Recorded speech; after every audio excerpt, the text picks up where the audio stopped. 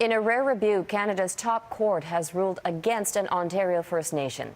It found the province has the right to allow logging on their traditional lands.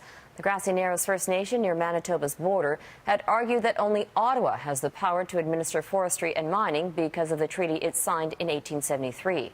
The court denied that, saying the province is responsible for resource development.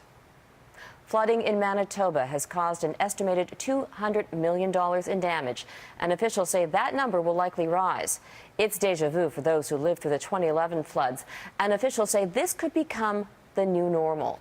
Vashi Capellos looks at where the province goes from here. Flood fears are easing in Manitoba. Peak waters have passed most communities on the river, but the damage along the way is costly. It's at least $200 million and rising. Add to that an early estimate of $360 million for the Saskatchewan floods, and flood season in the prairies has come with a $500 million price tag. The deepest in my property would be about a foot. This isn't the first time residents like Jorg Zimmerman have been through it. 3 years ago, floods ravaged his community of St. Francis Xavier and many others. Back then, it was called a once-in-300-year event. Everybody kind of said, it's over, it's not going to come back again, but now it's back again. This time, Zimmerman and his neighbors went the extra mile, filling 2,000 sandbags just in case. We just wanted to be ready. I mean, in the end, they helped.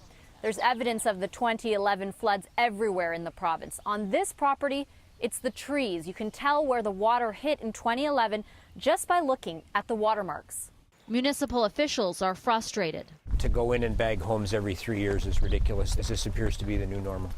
I hope it's not the new normal, but it is true that we've seen major weather events, not just in Manitoba, but throughout North America over the last decade. The Premier didn't have many details, but says the province will have to come up with a strategy for dealing with more frequent floods, warning global warming might be at the root. There's a growing body of evidence that climate change, one of the first impacts of that is more volatile, more intense weather events. In the meantime, the province isn't out of the woods yet. A second crest of the river is expected in Brandon over the weekend. Officials expect barriers to hold up.